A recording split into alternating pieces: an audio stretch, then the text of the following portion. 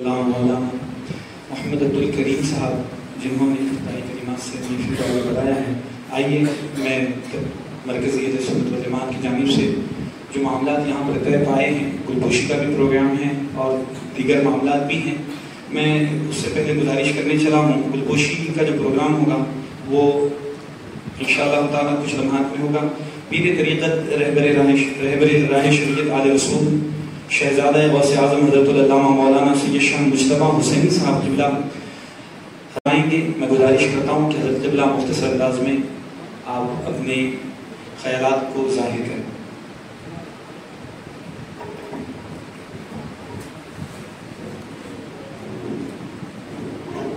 السلام علیکم ورحمۃ اللہ وبرکاتہ. ان اللہ وملائکتہ یصلون علی النبی یا ایھا الذین آمنوا صلوا علیہ وسلموا تسلیما. اللہم صل علی سیدنا محمد وعلی آل سیدنا محمد صلی اللہ علیہ وسلم. ہم تمام کے لیے یقیناً بہت خوشی کی بات ہے ہمارے درمیان وقار اہل سنن، نازش علم و فن، اولاد خیبر شکن،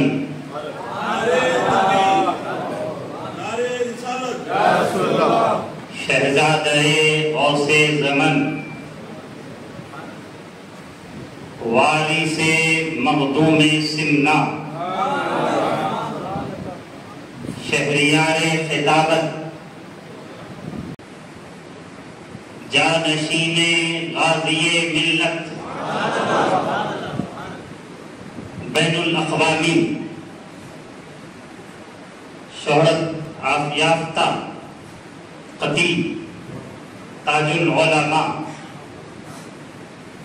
حضرت العلامہ مولانا الحاج سید شاہ نورانی میاں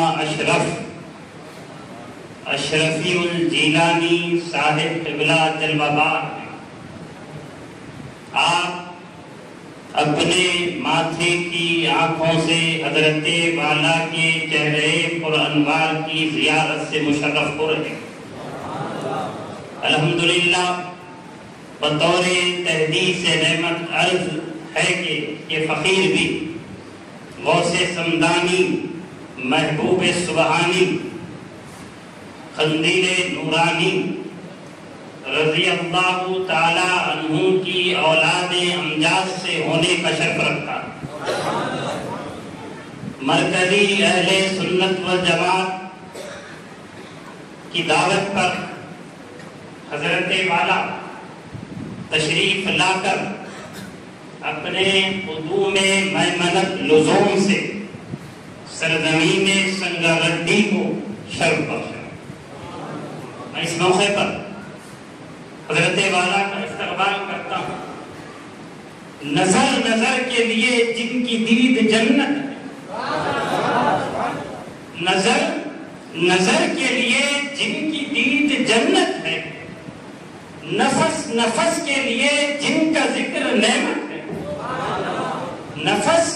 نفس کے لیے جن کا ذکر نعمت ہے، حدیث نکھت و انوار جن کی دولت ہے، حدیث نکھت و انوار جن کی دولت ہے، ہمارے گھر وہ آئے خدا کی رحمت، ہمارے گھر وہ آئے خدا کی رحمت ہے. کبھی ہم ان کو، کبھی ہم اپنے گھر کو دیکھتے ہیں. میں ایک بات کہہ کر اپنی بات کو سمیٹ رہا ہوں. سلطان الہند خواجہ معین الدین چشتی اجمیری رضی اللہ تعالی عنہ کے گرا قدر احسانات ہم پر ہیں. ہم ان کے احسانات کا بدلہ نہیں چکا سکتے، بلکہ ان کا ذکر خیر کر کے، ان کے تعلیمات سے واقفیت حاصل کر کے اپنی زندگی کو سنوار سکتے ہیں، اپنی زندگی کو بدل سکتے ہیں، اپنی زندگی میں انقلاب پیدا کر سکتے ہیں۔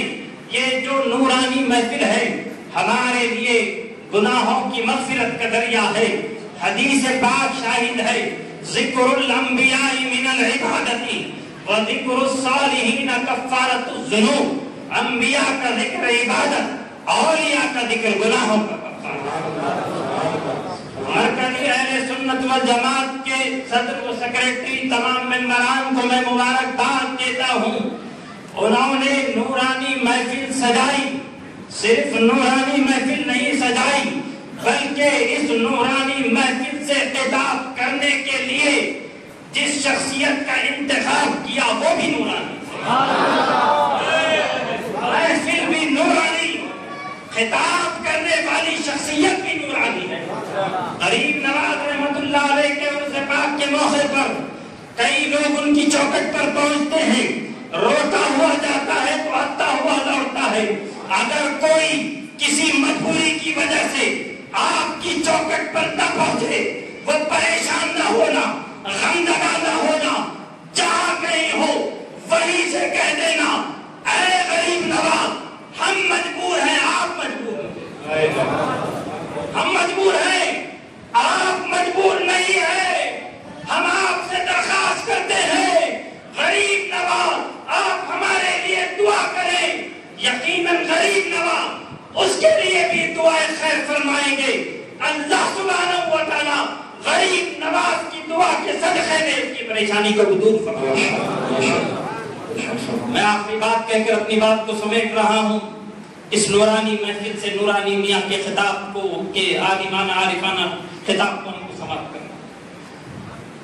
آپ کی والدہ محترمہ حسنی سادات ہیں، آپ فرماتی ہیں معین الدین جب میرے وطن میں آئے میں محسوس کرنے لگی گھر میں خیر و برکت میں اضافہ ہو گیا۔ جو ہمارے مخالف تھے، جو دشمن تھے، وہ دوست ہو گئے۔ آپ فرماتی ہے اتنا ہی نہیں، آدھی رات ہوتی ہے تو اللہ اللہ کی صدائیں مجھے سنائی دیتی، مجھ پر ایک وجدانی کیفیت تاری ہوتی، میں پروردگار سے کہتی کہ اے پروردگار عالم یہ آواز کیسی، تو غیب سے آواز آتی، اے ماہ نور پریشان نہ ہونا، ہمارے بندے خاص معین الدین حسن کی آواز ہے جو تمہارے بدن سے ہمیں پیار کر رہا ہے، ملانی کرنے کی فرماتی ہے۔ جب وطن سے جب آپ باہر آئے، آپ کی ولادت ہوئی تو ایک ایسا نور نکلا، اس نور سے محلے سنجر روشن اور منور۔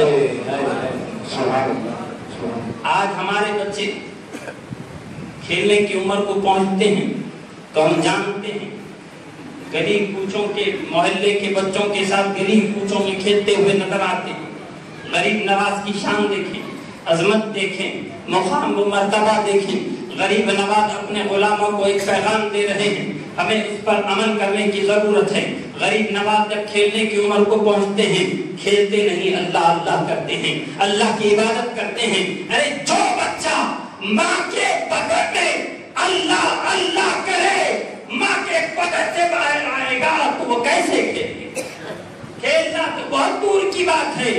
آپ کی ہم عمر لڑکے جب کھیلتے رہتے تو آپ انہیں اپنے قریب بلا کر کہتے سنو ہم کھیلنے کے لیے نہیں آئے ہیں، اللہ نے ہمیں دنیا میں کھیلنے کے لیے نہیں بھیجا بلکہ اس کی عبادت کے لیے بھیجا۔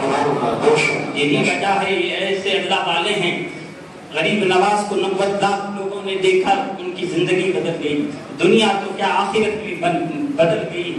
جس پہ کر دیتے ہیں ایک نظر اولیاء، اس کے فوراً مقدر سمجھ جاتے ہیں، ان کی اڑتی ہے جب بھی نگاہ آتا خالقہ سے، زمانے کے بھر جاتے ہیں وہاں بھی نہیں کرتا۔